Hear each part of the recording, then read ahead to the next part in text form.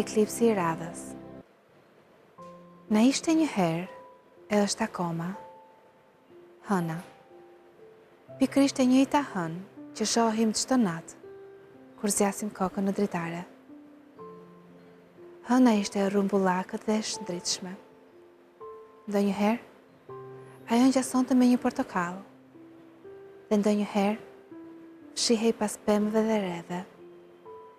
Por një gjë ishte e sigurt. Ajo ndriçonte çdo natë, e nuk shkonte kurrë me pushime, sepse qëllimi I jetës së saj ishte puna.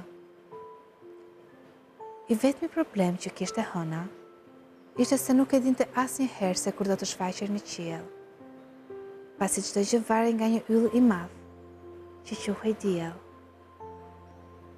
Kur ai fillonte të rrezatonte me dritën e tij, hëna largohej t'i bënte shoqëri natës dhe gjithë njerëzve që jetonin në planetin Tokë. Por kur hëna kthehej në shtëpi, ajo ishte gjithmonë e trishtuar dhe ndihej e vetmuar, sepse nuk ishte arritur që të takonte kurrë diellin. Ndërsa e shihte duke u larguar me dritën e tij, ajo mendonte: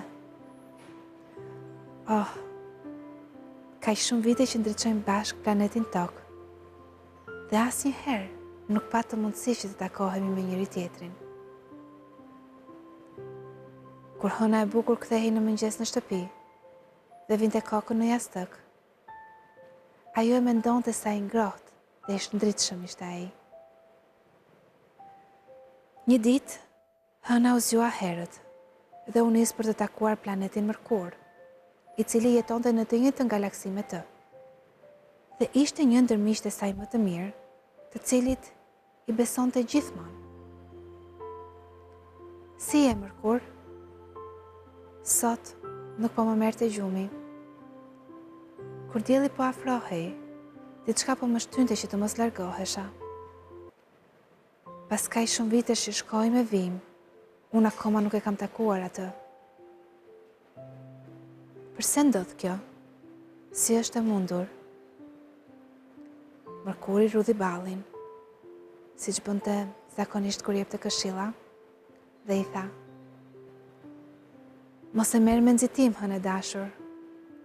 Bëj durim. Ti je lindur që t'i bësh njerëzit të ëndërrojnë. Por do ta shohësh që do të vijë dita që do të takoheni, e ti do të shpërblehesh për pritjen tënde të gjatë." Hëna heshti, sepse nuk guxonte që ta kundërshtonte Mërkurin e mençur.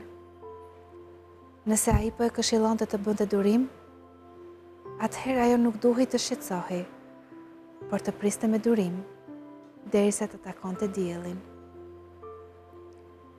Pas kësaj bisede, ajo u ndje menjëherë e lehtësuar dhe u largua duke e përshëndetur mikun e saj Mërkur. Një natë, ndërsa po kthehej në shtëpi, hëna I premtoi vetes se nuk do të mendonte më për këtë takim.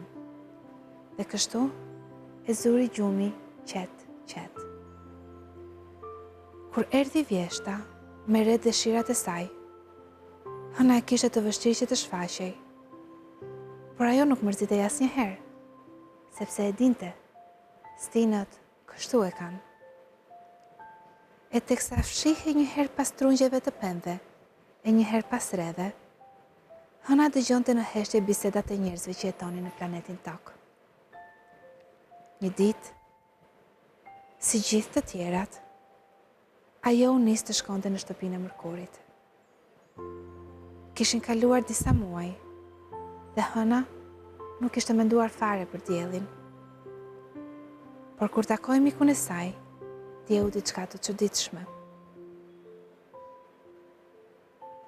Mërkuri në fillim heshti, por pastaj e pyeti: "E morë vesh se ç'do të ndodhë dimrin tjetër?"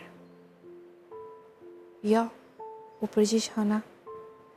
"Ka disa ditë që jam bërë dembele dhe nuk kam dalë fare nga shtëpia." "Çfarë ka ndodhur?" pyeti kurioztare ajo. Mërkuri, me një ton të sigurt e serioz, I tha: "Dimri që po vjen do të jetë dimri më i ftohtë e më i vështirë në këto 10 vjetë. Por ajo që do të ndodhë është që verën që vjen, më në fund, do të kesh mundësi që të takosh diellin, sepse do të ndodhë një fenomen natyror i rrallë, që është eklipsi. Kur dëgjoj këto fjalë, Hëna hapi sytë dhe bëri 2 hapa pas. Më në fund do të takoj diellin. Dhe kjo fjalë, eklipsit, tha ajo emocionuar. Hëna kishte dëgjuar të flitej për eklipsin, por e dinte se ai ndodhte shumë rrallë. Kur u kthye në shtëpi, ajo ndjehej e hutuar dhe shumë e çaroditur. Ditët që pasuan, Hëna mendonte vetëm për momentin kur do të takonte diellin. Çfarë do të vishte, çfarë do t'i thoshte. A ndjehej dhe ai i lumtur që do të takoheshin bashkë. Hëna kishte kaq shumë pyetje. Ajo mendohej, mezi priste të merrte përgjigje. Por për fat të keq, do të duhej të priste ende deri në ditën e takimit. Muajt që erdhën ishin të ftohtë, me aq shumë shi, sa Hëna mezi arrinte ta shikonte tokën. Por siç ndodh në natyrë, e nuk vonoi shumë. Çdo gjë u kthye në normalitet. Në tokë erdhi i nxehti i parë. Erdhën netët me qiell të pastër, kur Hëna shkëlqente me gjithë magjinë e saj, dhe nuk e pyeti më se kur do të takonte diellin. Një ditë, Hëna vendosi që të shkonte në shtëpinë e mërkurit, dhe ndërsa flisnin, ai e pyeti: "Hëna zë, më duket mua, apo ti nuk e ke më dëshirën për të takuar diellin, sepse e shoh që nuk ma ke përmendur më. Si qëndron puna?" Hëna blodhi shpatulla dhe u përgjigj: "E di, por kam kuptuar se në jetë, sa më shumë që e dëshiron dhe prej diçka, aq më e pamundur duket që të vi. Tani nuk e pyes më veten se kur do të takoj diellin, sepse thjesht e di që do të ndodh atëherë kur duhet të ndodh. Dhe kështu jam shumë më e qetë." Mërkuri mbeti pa fjalë nga përgjigja e Hënës. Kur u ndan, ai e përqafoi fort, si për t'i treguar asaj se sa e vëmendshur ishte.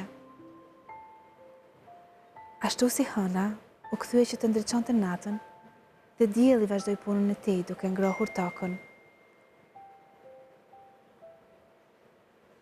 Një ditë, ndërsa ajo po shihte njerëzit, fëmijët, dhe ndihej e lumtur për atë pamje, pa pretur ndjeu një dritë fortë, dhe ju duk sikur u verbua.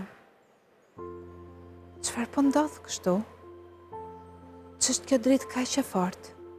thëriste ajo. Ndërsa fliste friksuar, dëgjoi nga larg një zë: "Përshëndetje Hën. Jam dielli. Më në fund u takuam. Mos ke frikë nga unë, që jam kaq i nxehtë. Unë po afrohem, dhe do të kemi mundësi që të shihemi dhe të qëndrojmë të bashkuar me njëri tjetrin për disa minuta, derisa eklipsi të mbaroj." E kështu, Hëna dhe dielli u takuan. Ata i buzëqeshën njëri tjetrit dhe shtrënguan duart si 2 miq të vjetër. Ndërsa Hëna pa rrezet e forta të diellit, ai pa dritën që vishte trupin e saj. Në pak sekonda mbi tokë u bë natë. Ishte eklipsi. Hëna dhe dielli u bën njësh me njëri tjetrin, dhe ai moment mjaftoi që Hëna të kuptonte se tashmë kishte një mik të ri.